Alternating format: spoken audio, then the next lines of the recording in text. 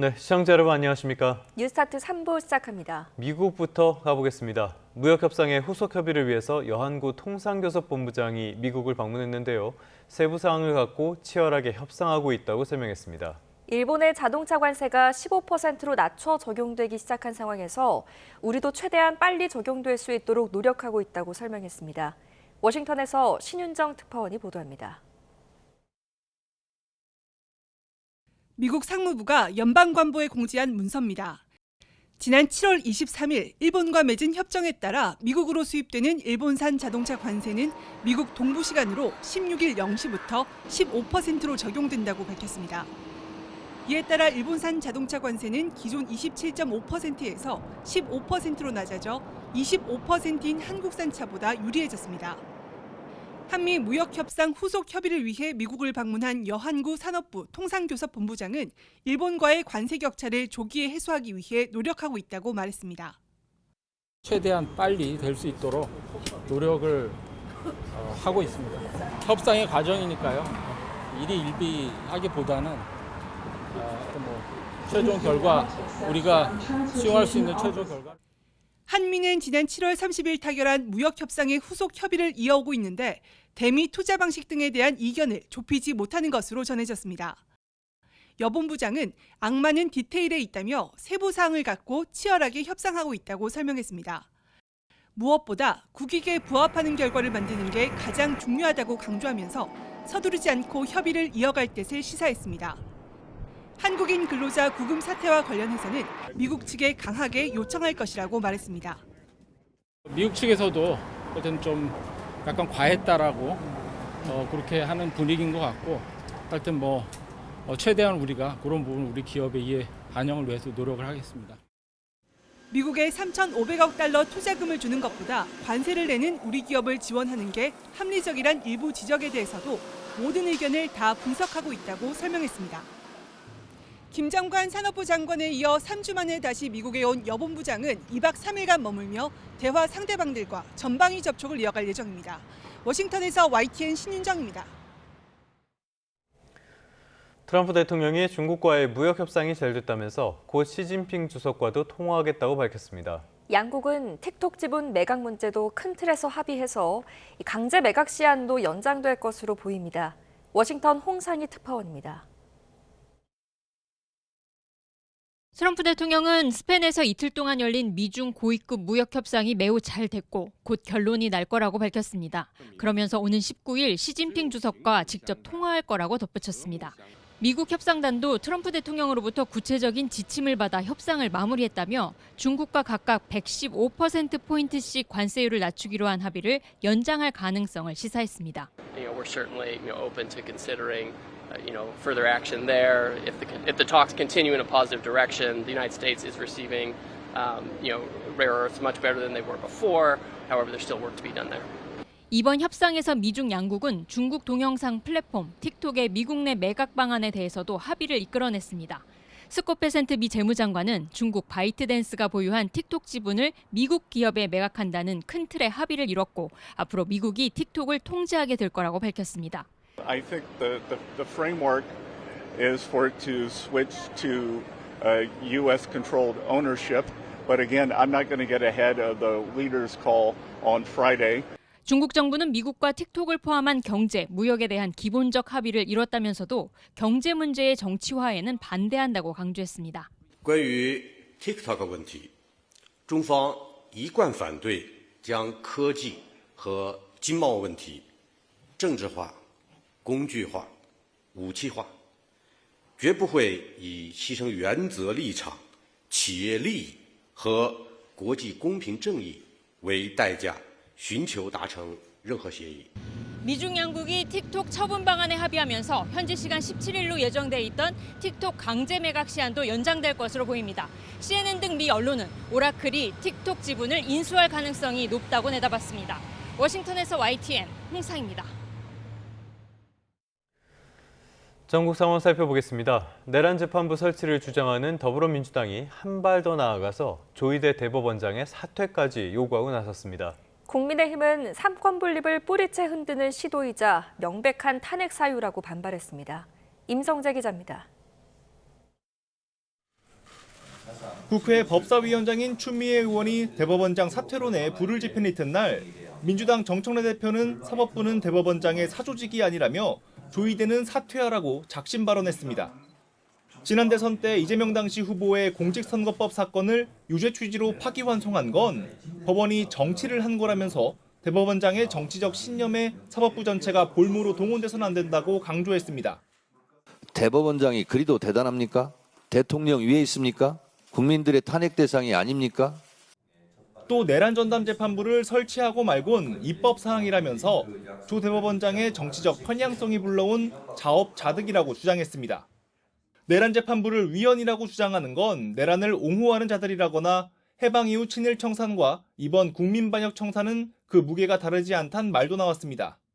김건희 특검, 최혜병 특검 등이 수사하고 있는 국정농단 전담 재판부의 설치도 시급하다. 국민의힘은 사법부 수장을 정조준한 건 삼권 분립을 뿌리채 흔드는 위험 신호라고 했습니다. 조 대법원장이 물러나면 최대 수혜자는 이재명 대통령이라며 대통령 공범들의 재판은 진행 중인 만큼 대법원장을 사퇴시켜서라도 결과를 뒤집고 싶을 거라고 지적했습니다. 그런 저열한 목소리에 원칙적으로 공감한다라고 표현했다면 저는 명백한 탄핵 사유라고 생각합니다. 삼권 분립을 파괴하는 사실상의 독재 선언이다. 이 대통령의 무죄 판결문을 직접 쓰겠다는 것과 다름없다는 날선 비판도 쏟아졌습니다. 이재명 괘씸죄로 조희대 대법원장 체제를 무너뜨리겠다. 계엄 같은 것이 아니라 계엄보다 더합니다. 사법부 수장의 거취 문제가 이례적으로 전국 최대 뇌관으로 자리 잡았습니다. 내 입맛에 맞는 판결만 인정하는 극단적 정치 지형이 불러온 비극이란 지적도 나옵니다. YTN 임성재입니다. 이렇게 사퇴 요구가 나오는 가운데 조희대 대법원장은 별도의 입장을 밝히지 않았습니다. 조희대 대법원장은 어제 퇴근길에 취재진을 만나서 사퇴 요구에 대한 입장이 있는지를 묻는 말에 아무런 답변도 하지 않았습니다. 더불어민주당 언급에 대해 대법원 법원 행정처 차원에서도 공식적인 입장을 내놓지 않고 있습니다. 보신 것처럼 더불어민주당이 조희대 대법원장의 사퇴를 공개적으로 요구하고 있죠. 이것과 관련해서 대통령실은 특별한 입장이 없다고 밝혔습니다. 다만 여당이 왜 그런 요구를 했는지 대법원장은 돌아봐야 한다는 취지로 언급했는데요. 이를 둘러싼 해석을 놓고도 논란이 일었습니다. 강진원 기자의 보도입니다. 여당 소속 추미애 국회 법제사법위원장이 조희대 대법원장을 향해 자리에서 물러나라고 직격한 다음 날. 강유정 대통령실 대변인은 관련 질문에 대통령실은 특별한 입장이 없다고 답했습니다. 그러면서 조희대 대법원장의 자성이 필요하다는 의미로 해석될 수 있는 의견을 덧붙였습니다. 임명된 권한으로서는 좀 그 요구에 대한 개연성과 그 이유에 대해서 좀 돌이켜봐야 될 필요가 있지 않나라는 점에서는 아주 원칙적으로 공감하고 있습니다. 선출 권력인 국회의 여당이 임명직인 조희대 대법원장에게 사퇴를 요구한다면 조 대법원장은 왜 그런 움직임이 있는지 돌아봐야 한다는 겁니다. 그런데 공감이라는 표현이 파장을 몰고 왔습니다. 조 대법원장 사퇴에 대통령실이 원칙적으로 공감한 거란 취지의 기사가 일부 보도됐고 강 대변인은 첫 브리핑 뒤 1시간여 만에 또 연단에 섰습니다. 선출된 권력이 어떤 의사에 대해서 표명을 한다면 임명 권력을 일단 한번 돌이켜봐야 한다라는 측면에서 원칙적 공감이란 얘기입니다. 이 사안에 대해서 원칙적 공감한다는 건 오독이고 오보라는 걸 다시. 이후 잦아드는 듯했던 논란은 브리핑 속기록에서 공감이라는 문구가 빠지면서 재차 불거졌습니다. 대통령실 기자단의 문제 제기 뒤 해당 표현은 다시 속기록에 담겨 공지됐지만 여진이 이어졌습니다. 의도적으로 빠뜨리거나 왜곡하려는 의사는 없었단 대통령실의 해명에도 논란이 될 만한 표현을 일부러 뺀 것 아니냐는 비판이 일었습니다. 대통령실은 기본적으로 임명 권력은 입법부의 논의 과정을 존중해야 한다는 쪽이지만 자칫 대통령실까지 사법부 수장의 사퇴를 요구하는 거로 비치는 건 부담이 큰 만큼 서둘러 진화에 나선 거란 분석이 나오고 있습니다. YTN 강준원입니다.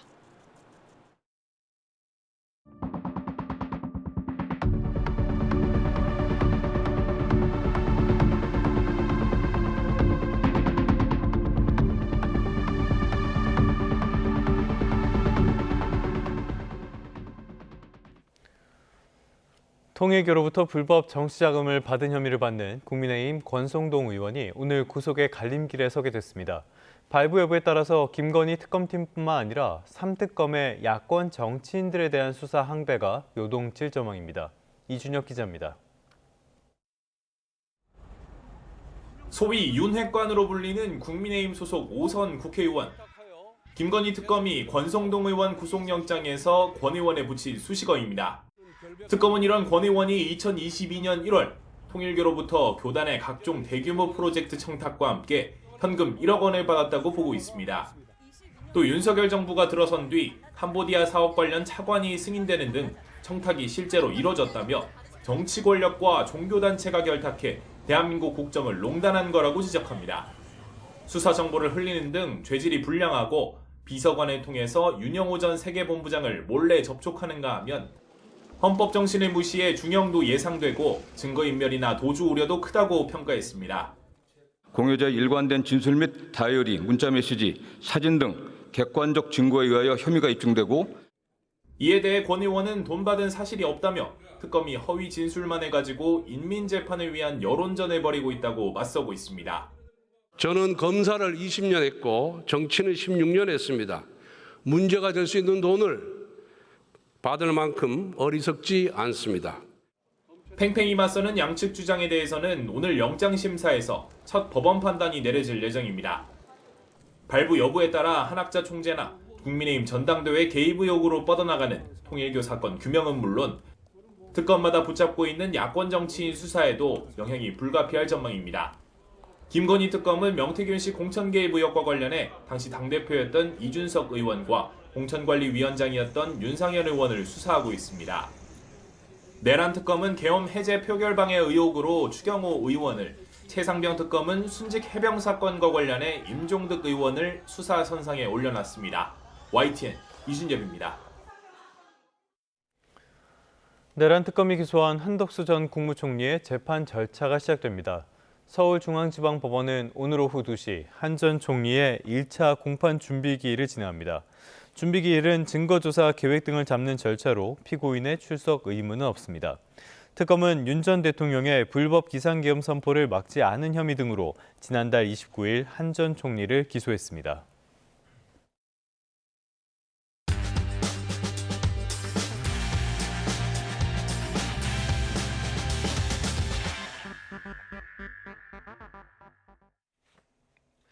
(9월 16일) 화요일 스타트 브리핑 시작합니다. 먼저 서울신문입니다. 다음 달 말에 경주에서 에이펙 정상회의가 열리죠. 이 지역의 숙박업소 가격을 살펴봤더니 바가지 요금이 꽤나 심하다고 합니다. 평일엔 1박에 3만 원대인 모텔이 35만 원, 9배나 더 받을 정도입니다. 경주 숙박업소 70곳 중에 만실이 된 곳이 29곳, 방이 남아있는 곳 41곳 중에 27곳, 그러니까 약 66%가 다음 달 가격을 올린 걸로 나타났습니다. 그중 절반에 가까운 13곳이 2배 넘게 가격을 올렸습니다. 이렇게 너무 비싸지니까 울며 겨자 먹기로 경주보다 먼 지역에 숙소를 잡는 경우도 있습니다. 숙박업소 업계에선 다른 곳들 다 올리는데 우리만 낮출 수가 없다는 입장입니다. 경주시는 숙박업소들의 협조를 구하고는 있지만 법적으로 강제할 방법은 없다고 설명합니다. 전문가들은 국제행사를 틈탄 바가지 횡포가 결국 지역사회에는 손해가 될 수 있다고 지적하고 있습니다. 다음 기사 보겠습니다. 서울에서 결혼한 부부 10쌍 중에 1쌍이 국제결혼이고요. 또 10가구 중 4가구가 나홀로 사는 1인 가구라고 합니다. 서울시가 발표한 서울 시민의 결혼과 가족 형태 변화를 한국일보가 정리했습니다. 우선 혼인 건수는 지난해 4만 건을 넘겼고요. 2023년부터 2년째 증가세입니다. 초혼 평균 연령은 남성이 34.3세, 여성이 32.4세로 10년 전보단 각각 1.7세, 2세 높아졌습니다. 눈여겨볼 만한 건 국제결혼이 늘어났다는 점입니다. 자연스럽게 다문화 가정도 늘어서 전국 다문화 가구 중에 18%가 서울에 있습니다.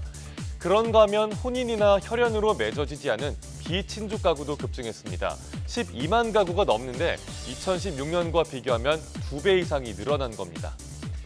이번 통계를 바탕으로 서울시는 맞춤형 돌봄과 주거, 복지 정책을 강화할 계획이고요.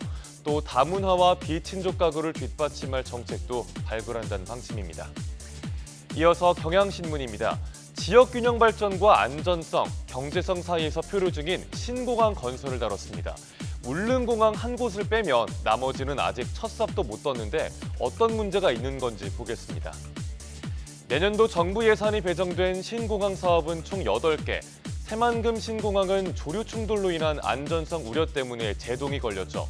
제주 제2공항만 빼고 모두 2030년 안에 개항하는 게 목표인데 현실적으로는 대부분 어려워 보입니다. 가장 큰 문제는 사업 규모가 큰 가덕도 신공항입니다. 공사를 맡기로 했던 현대건설이 공사에서 손을 뗐습니다.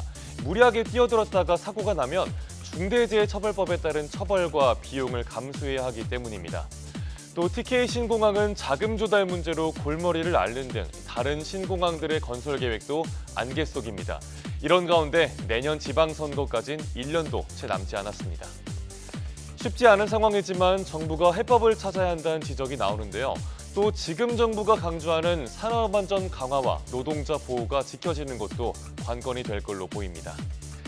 끝으로 한겨레 신문입니다. 최근 30년간 소비자 물가와 신선식품 지수를 비교해봤더니 소비자 물가가 2.2배 오를 때 신선식품은 3.5배나 오른 걸로 나타났습니다. 특히 이상기후가 덮친 2010년 이후로 장바구니 물가가 홀로 고공행진 중이라고 하네요. 소비자 물가와 신선식품 지수가 본격적으로 벌어지기 시작한 게 딱 이때부터입니다. 그해 소비자 물가가 2.9% 오를 때 신선식품 물가는 무려 21.3%나 폭등했습니다. 30년 전보다 오징어와 오이, 사과는 모두 5배 넘게 뛰었고요. 역대 가장 더웠던 해로 기록된 작년도 신선식품 지수가 9.8%로 고공행진했는데 또 한 번 역대 최악의 폭염과 집중호우가 덮친 올해 역시 만만치가 않을 걸로 예상됩니다. 이상기후 때문에 폭염 일수가 늘면 신선식품의 생산이 줄어들죠. 현장에선 채소와 과일 수확량이 눈에 띄게 떨어졌다고 호소합니다. 오징어 어획량은 몇 년 전부터 4분의 1 토막이 났다고 하고요. 문제는 기후변화로 인한 신선식품 물가 상승이 일시적 현상이 아니라는 겁니다. 전체 소비자 물가만 관리를 하다 보면 국민들이 체감하는 장바구니 물가는 과소평가될 겁니다. 물가 지표를 매길 때 농축수산물의 가중치를 높일 필요가 있다는 지적도 나오고 있습니다. 9월 16일 아침 신문 살펴봤습니다. 지금까지 스타트 브리핑이었습니다.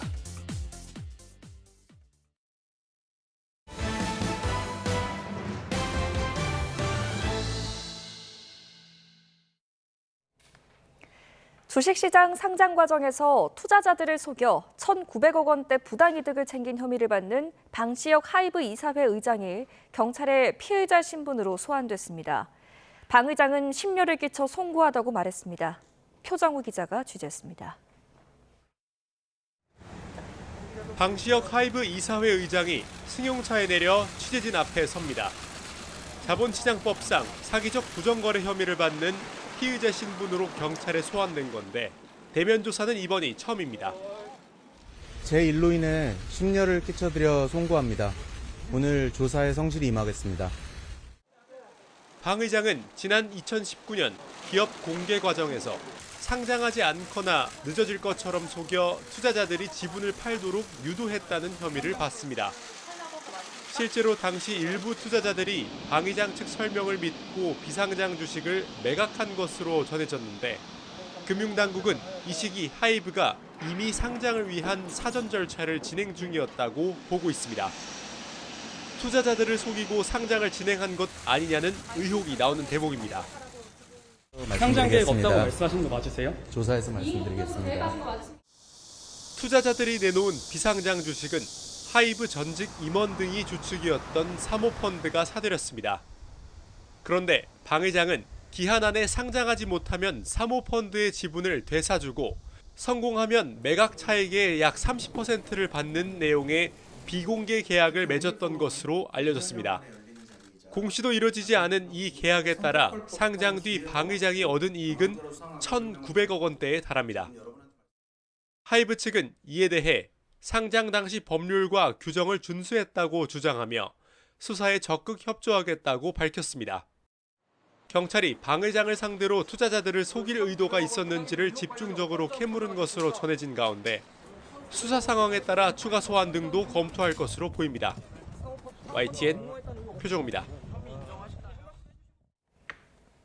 충북 청주시 고속도로에서 SUV와 화물차 2대가 부딪히는 사고로 2명이 숨졌습니다. 전북 전주에서는 길을 건너던 남성이 택배 화물차에 치여 숨지기도 했습니다. 밤사이 사건 사고 소식 이현정 기자입니다. 커다란 화물차가 고속도로를 가로막은 가운데 차량 밑에는 SUV가 앞부분이 완전히 찌그러진 채 박혀 있습니다. 어젯밤 9시 40분쯤 청주 영덕 고속도로 청주 방향 문희청남대 휴게소 앞에서 화물차 2대와 SUV 1대가 잇따라 부딪혔습니다. 운전석이건 보조석이건 문도 안 열리고 그래서 그분은 창문도 내려드렸고 의식은 없으셨던 걸로 저는 기억을 하고 있거든요. 이 사고로 SUV에 타고 있던 20대 남성 2명이 심정지 상태로 병원으로 옮겨졌지만 숨졌습니다. 경찰은 1차 사고 후 도로에 멈춰 있던 화물차들을 SUV가 뒤에서 들이받은 거로 보고 있습니다. 오늘 새벽 1시 10분쯤엔 전북 전주시 산정동에 있는 지하차도를 달리던 택배 화물차가 차도를 건너던 남성을 쳤습니다.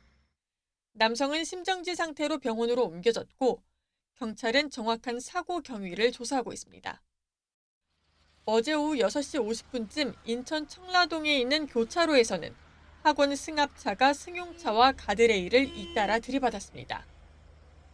이 사고로 70대 승합차 운전자와 승합차에 타고 있던 어린이 1명이 살과상 등으로 치료를 받았습니다.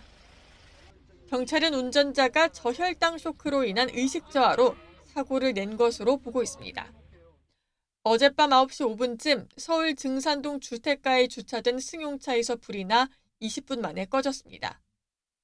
차량 주인인 60대 남성이 팔 등에 화상을 입었고 차량이 모두 탔습니다. 소방당국은 폭발음이 들렸다는 목격자 진술 등을 바탕으로 정확한 화재 원인을 조사하고 있습니다. YTN 이현정입니다. 현대자동차 노사가 올해 임금 및 단체 협약 교섭을 마무리했습니다. 현대차 노조는 전체 조합원 42,400여 명을 대상으로 임단협 잠정 합의안에 대한 찬반 투표를 진행한 결과 투표자 36,200여 명 가운데 과반인 52.9%가 찬성해 가결됐다고 밝혔습니다. 합의안은 월 기본급 10만 원 인상, 성과급 450%에 1,580만 원 추가 지급, 주식 30주와 전통시장 상품권 20만 원 지급 등을 담고 있습니다.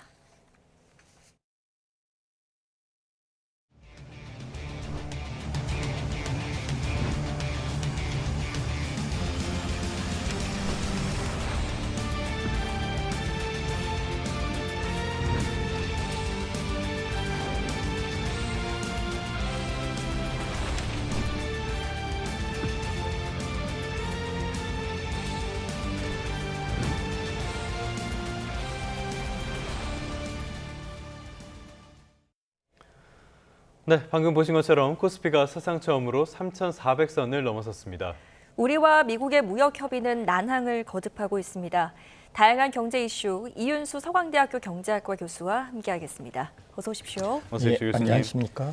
코스피가 확실히 박스권에 갇혀 있더니 지금은 3,400선을 돌파하면서 분위기가 많이 좋아졌어요. 배경은 뭘로 봐야 될까요? 일단 최근에 그 양도세 대주주 기준을 종목당 보유액 50억 원으로 유지하기로 결정했었던 것을 이제 다시 10억 원으로 낮추겠다는 안을 7월에 제시하면서 이게 시장의 불확실성의 원인이 되고 주식이 많이 빠졌거든요. 근데 이 유지 결정 발표 이후에 이걸 50억으로 유지하겠다라고 얘기한 후 증권업계에서는 최대 리스크가 해소됐다라는 측면과 정부 정책이 자본시장 친화적으로 가고 있다라는 확신을 시장에 준 것 같습니다. 네, 그런 측면에서 외국인들이 굉장히 많이 샀다고 알려졌고요. 최근 주식시장의 특징이 이 외국인이 많이 사면은 주식시장이 오릅니다. 이게 최근에 그 KB 자산운용이 낸 보고서에서도 뭐 한 10년 정도 기간을 봤는데요. 이게 코스피에서 외국인이 많이 샀을 때 그 주가가 오르는 가격이 0.54% 정도로 개인보다 좀 더 높게 나타났다라고 얘기를 하는데 실제로 외국인의 순매수입이 최근에 있었고 이것을 계기로 주가 코스피가 3,400선을 돌파했습니다. 최근에 이 정책 기조를 보면 이제 시장의 관심은 양도소득세는 원상복구가 되었으니까 이 배당소득 분리과세 최고세율도 내려야 한다라는 주장이 나오고 있거든요. 먼저 이 배당소득 분리과세가 무엇인지 좀 설명을 해주시죠. 일단 기본적으로 배당에 대해서는 2천만 원이 넘는 배당에 대해서는 종합소득세로 이제 합산이 돼서 과세가 됩니다. 이 경우에는 최고세율 45%를 적용을 받습니다. 이제 분리 과세안에 따르면 일단 2천만 원 이하는 14%를 받고요. 그 다음에 점진적으로 올라가서 3억 원까지는 20%, 그리고 3억 원이 초과하는 배당에 대해서는 35%의 세율을 적용받기 때문에 일단 최고세율이 내려간다라는 한 10%포인트 정도 내려간다는 점에서 뭐 예를 들면 대주주 같은 경우는 3억 원 초과 구간에 대해서 10%포인트 인하 효과가 있기 때문에 어떤 이런 분리과세로 인해서 세금을 좀 덜 낼 것이다라는 시그널, 그러니까 시장에서도 대주주한테 어떤 그 세금을 적게 내게 함으로써 배당을 더 많이 하게 할 요인을 주고 있다라고 볼 수 있을 것 같습니다. 알겠습니다. 이게 현실화되면 확실히 시장에 도움이 되긴 할 텐데 최근에 보면은 예산안만 봐도 쓰는 재정은 많이 늘었는데 이렇게 세금은 다 원상복구 잘 안 되는 것 같아요. 앞으로 재정 상황 조금 우리가 더 지켜볼 필요는 있어 보입니다.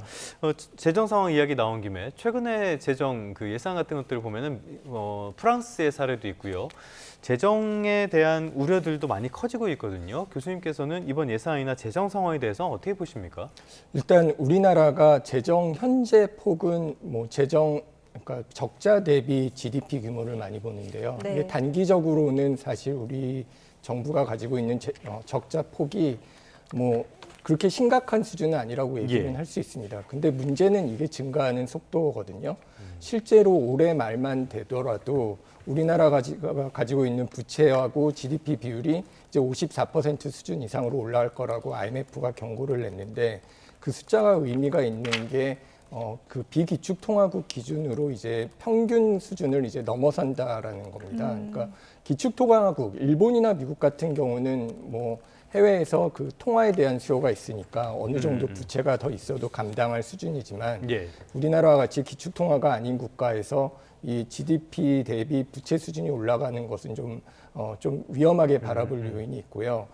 중요한 거는 지금 수준보다도 올라가는 속도입니다. 그리고 우리는 유난히 고령화 속도가 빠르기 때문에 어떤 의료라든가 그 노인복지 등에 쓰이는 복지 비용이 빠르게 올라갈 가능성이 높고 이렇게 빨리 올라갈 때의 문제점은 아까 프랑스 말씀을 하셨는데 뭐 우리나라만 올라가는 것도 문제지만 그 전반적으로 전 세계가 모든 국가의 재정 적자에 대해서 관심을 가지고 있는 상황입니다. 이런 상황에서는 지금 최근에 미국 국채의 이자율이 올라가는 이유가 미국의 그 재정 적자가 심각하기 때문이라는 데서 우리가 봤듯이 어떤 그 나라의 재정 적자 수준이 감당할 수 없다라고 판단할 경우에는 어떤 국채에 대한 수요가 줄어들고요. 문제는 국채에 대한 수요가 줄어드는 것이 그 국가의 이자율이 올라가는 문제로 이어지고 이럴 경우에 부채 수준이 높은 상태에서 이자율이 올라간다라는 것은 국가에게는 당연히 부담이 되는 게 먼저고요. 그리고 우리 같이 가계부채가 높은 나라의 경우에는 부채가 많은 국민들에게 추가적인 이자율 부담이 올라갈 수 있다라는 측면에서 예의주시해야 될 부분이라고 생각을 합니다. 네. 자, 한 가지 경제 지표 하나 더 살펴보겠습니다. 한국은행이 오늘 수출입 물가지수를 발표하는데 국제유가는 내리긴 했지만 이 환율이 오르면서 수입 물가가 2달 연속 오른세를 기록했네요. 예, 보통은 우리의 그 수입 물가는 원유 그 두바이 가격 이런 것들을 많이 따라가는 게 일반적입니다. 근데 최근에는 일단 환율이 뭐 한 1,390원대로 7월에 대비해서도 1.1% 상승한 상황이거든요. 그렇기 때문에 그 이제 환율이 오른다라는 것은 똑같은 그 물건값을 달러를 주고 샀을 때 원화 가격이 오른다라는 측면에서 이것이 물가 상승의 요인이 됐고요. 소비재에서는 특히 이번 달 같은 경우는 커피 가격이 한 14% 정도 오른 걸로 나오는데요. 13.4% 오른 게 눈에 띄는데 이거는 커피가 사실상 최근에 원두 가격이 굉장히 많이 올랐다라는 측면에서 이것을 반영한 측면도 있습니다. 비중은 작지만 커피처럼 이제 원두 가격이 지난 한 달 한 26% 상승했다고 하는데요. 이게 작년 동기간 대비로는 60% 이상 급등한 겁니다. 그래서 이렇게 그 특정 품목의 소비자 가격이 그 수입 물가 가격이 올라가면 이것이 소비자 가격을 올리는 것으로 나타나고요. 최근에 우리나라에서 뭐 커피 전문점 가격이 오르고 그다음에 8월 소비자 물가에서도 실제로 커피 외식 물가가 뭐 전년 대비 5.6% 상승해서 상당히 많이 오른 측면이 있는데 이런 것들이 사실상 그동안 수입 물가가 오르라서 이 원자재 가격이 오른 것이 물가에 반영된 것 때문이라고 볼 수 있을 것 같습니다. 알겠습니다. 커피 가격 급등을 말씀을 해주셨는데 원두 가격이 급등을 한 배경 가운데 하나는 트럼프가 브라질에 매긴 그 고율 관세가 영향을 많이 미치고 있지 않습니까? 관세에 대한 이야기 좀 해보려고 하는데요. 우리와 미국의 관세 이후에 이 후속 협상 계속 난항인 것 같아요. 어떻게 보십니까, 교수님? 사실 그 3,500억 불에 대한 그 투자 결정이 어떤 관세 협상을 마무리했을 때 우려가 굉장히 많았습니다. 일단은 일본에 비해서 뭐 적은 숫자지만 일본의 GDP하고 경제 규모하고 생각을 해보면 우리나라가 내야 되는 3,500억 불 투자 규모는 굉장히 큰 거고요. 특히 외환보유고를 우리가 생각을 해보면 우리나라 외환보유고의 한 85%에 이르는 수준입니다. 그렇기 때문에 이게 적지 않은 규모인데 그때 했던 얘기가 악마는 디테일에 있다. 도대체 어떤 식으로 이 투자를 하고 그 정확한 그 당시만 해도 문건이 안 나왔기 때문에 어떤 일이 일어날 것이냐라는 것에 대해서 이제 걱정이 많았고요. 그래서 이게 관세가 어떻게 결정될 것인가에 대해 관심이 가고 있고 이게 특히 우리가 관심을 가지는 이유는 일본은 이미 그 사인을 했죠. 협약서에 사인을 했고 관세가 25%에서 15%로 내려갑니다. 근데 우리는 15%로 내리기 위한 조건에 대해서 아직 협상 중이기 때문에 이 협상 결과가 정확하게 어떻게 되느냐에 대해서 관심이 모이고 있습니다. 여 본부장이 말한 디테일, 악마는 디테일에 있다 이 발언을 보면 대미 투자 방식에서 지금 서로 양국이 주장하는 게 많이 엇갈리는 것 같습니다. 어떤 차이가 있습니까?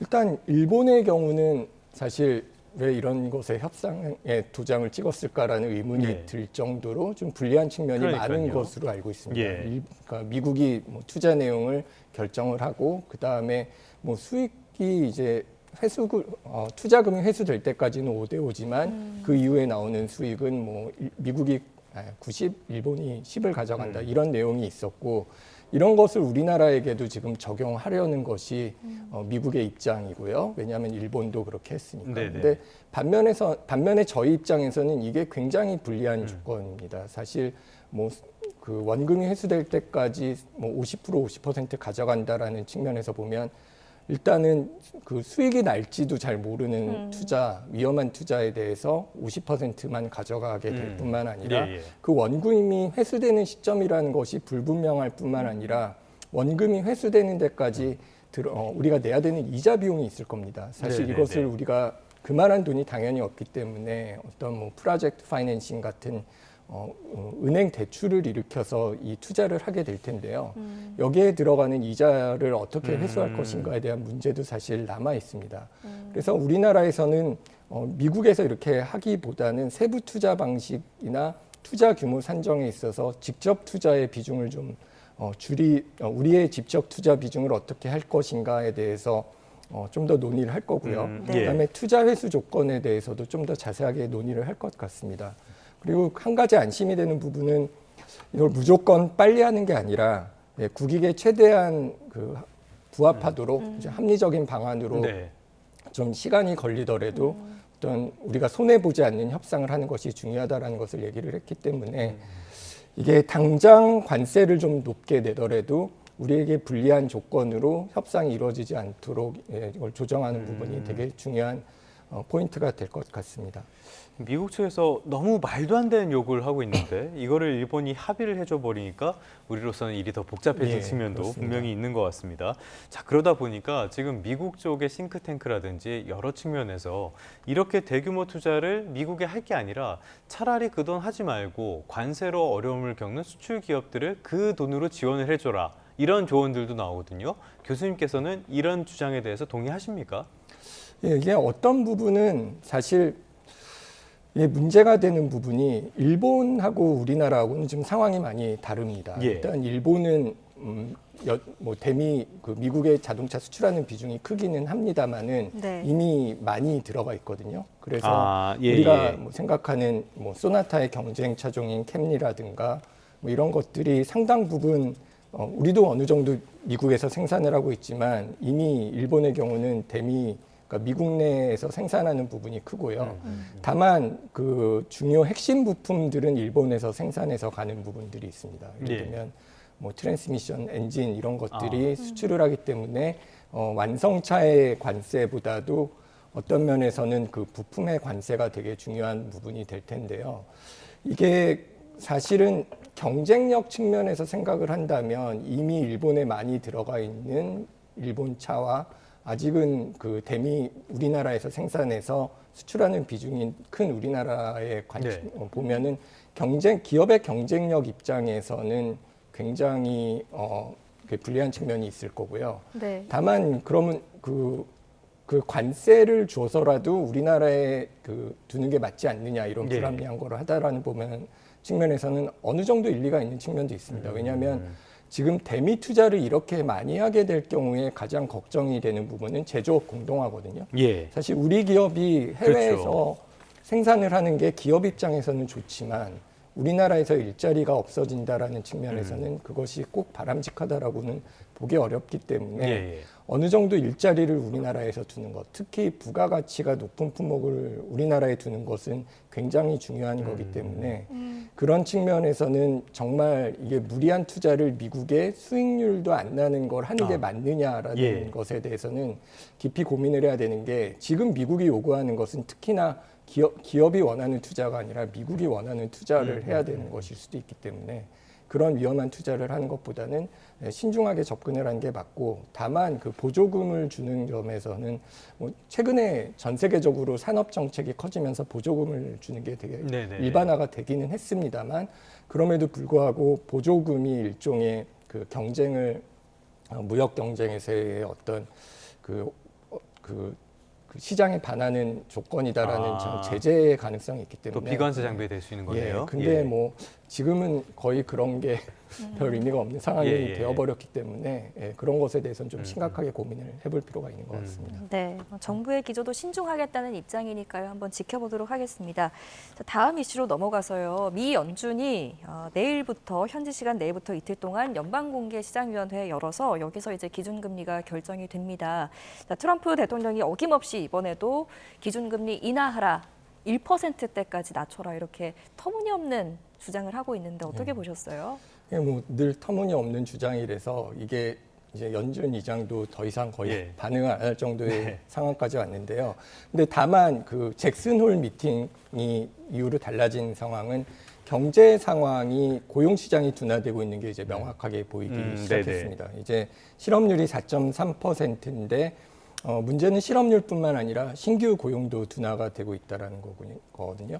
그럼에도 불구하고 경기가 나빠지니 금리를 쉽게 내릴 수 없는 이유는 물가 부담이 지속되고 있다는 겁니다. 소비자 물가 상승률이 약 2.9% 수준이고 이제 최근 관세 충격이 앞으로 어떤 소비자 물가에 반영이 되기 시작할 텐데요. 그러면은 앞으로 물가의 상승률이 더 계속 높게 나올 가능성이 높고 물가와 경기, 그러니까 노동시장 중에 무엇이 더 중요하냐라고 묻는다면은 이거는 연준뿐만 아니라 시장 참여자들도 인플레이션이 미국 경제에 더 큰 위험이라고 얘기를 하고 있는 상황입니다.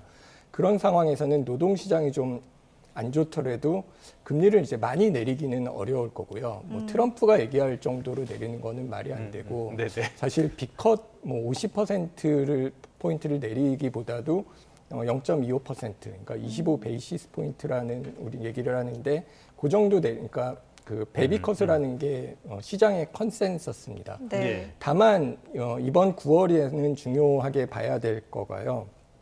고용이 얼마나 악화될 것이라고 미국 연준이 보느냐는 건데 예. 이게 그 우리가 점도표라고 부르는 경기 예측 시나리오를 이제 내놓을 겁니다. 예. 그러면 여기에 올해뿐만 아니라 2026년, 27년에 실업률이 나올 텐데 그 실업률이 얼마나 올라갈 것으로 이제 시장이 예측하느냐에 따라서 앞으로 금리를 얼마나 내릴 것이냐가 결제에 대한 포워드 가이던스가 이제 나올 거고요.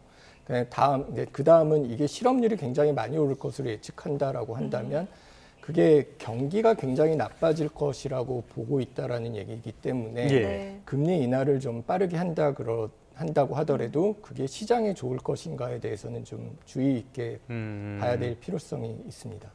알겠습니다. 말씀하신 것처럼 지금 일단 시장에서는 앞으로 3차례 연속으로 기준금리를 낮추지 않을까 이렇게 기대를 하고 있는 것 같은데 좀 앞서가는 기대일 수도 있으니까요. 어떻게 전개되는지는 상황을 보면서 대응을 해나가는 게 좋겠습니다. 지금까지 이윤수 서강대학교 경제학과 교수와 함께 다양한 경제 이슈들 진단해봤습니다. 오늘 말씀 고맙습니다. 예, 감사합니다.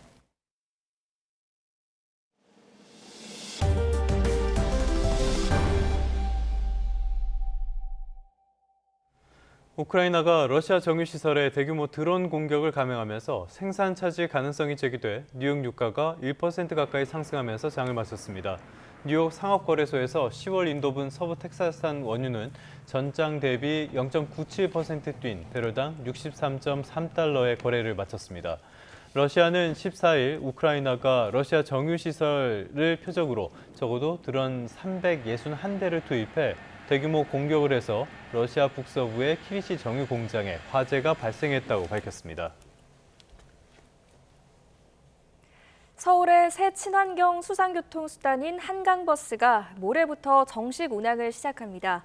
서울시는 한강버스가 석 달 동안 이어진 시민체험 운항을 마치고 모레 오전 11시부터 본격적으로 운항한다고 밝혔습니다. 이용요금은 3,000원으로 현금 결제는 안 되지만 기후동행 카드를 사용하면 횟수 제한 없이 탈 수 있는 데다 대중교통 환승 할인도 받을 수 있습니다. 끝으로 출근길 날씨 살펴보겠습니다. YTN 야벨 스튜디오 연결합니다. 원희다 캐스터. 네, 원희다입니다. 오늘 비 소식이 있는 것 같던데요. 지금 하늘 상태는 어떻습니까? 네, 현재 서울 하늘에는 구름만 많이 지나고 있는데요. 충북지방에는 약하게 빗방울이 떨어지는 곳이 있습니다. 또 중북부와 전남, 경남 내륙을 중심으로는 가시거리 200m 안팎에 짙은 안개가 끼어 있습니다. 해당 지역에 계신 분들은 출근길 교통안전에 각별히 유의하시기 바랍니다. 네, 앞서 전해드린 것처럼 오늘 밤부터 전국 곳곳에 또 비가 예보되어 있는 상태인데요. 그럼 앞으로 더위 상황은 어떻게 될까요? 네, 우선 비는 오늘 밤 중서부 지방에서 시작돼 내일은 전국으로 비가 확대되겠습니다. 비와 함께 늦더위도 물러날 것으로 보이는데요. 오늘 서울 한낮 기온은 28도가 예상되고 금요일에는 22도 안팎까지 기온이 크게 내려갈 전망입니다. 자세한 지역별 기온부터 살펴보도록 하겠습니다. 현재 서울 기온은 22.5도, 광주 23.5도로 비교적 선선하게 시작하고 있고요. 한낮에는 서울 28도, 부산 31도, 대구 33도까지 오르며 남부지방은 전남과 경남, 제주도 곳곳에서 폭염주의보가 이어지겠습니다. 오늘은 늦은 오후까지 전국 대부분 지역에 소나기 가능성이 있겠습니다. 이후 밤부터 내일 사이에는 전국에 가을비가 내리겠는데요. 특히 중서부와 전북을 중심으로 최고 60에서 80mm 이상의 많은 비가 예상되고요. 강릉에는 10에서 40mm의 단비가 오겠습니다. 비는 내일 밤이면 대부분 그치겠지만 동쪽 지방은 모레 오전까지 이어지는 곳이 있겠고요. 비구름과 함께 북쪽에서 찬 공기가 내려와 주 후반에는 날이 부쩍 서늘해질 전망입니다. 오늘과 내일 일부 지역에서는 벼락과 돌풍을 동반한 시간당 30mm 안팎의 강한 비나 소나기가 쏟아지는 곳이 있겠습니다. 시설물 관리와 안전사고에 각별히 주의하시기 바랍니다. 지금까지 YTN 원희다입니다. 네, 9월 16일 YTN 뉴스타트 모두 마무리하겠습니다. 네, 비 소식이 있긴 하지만요. 오늘도 활기찬 하루 보내시기 바랍니다. 시청해주셔서 고맙습니다.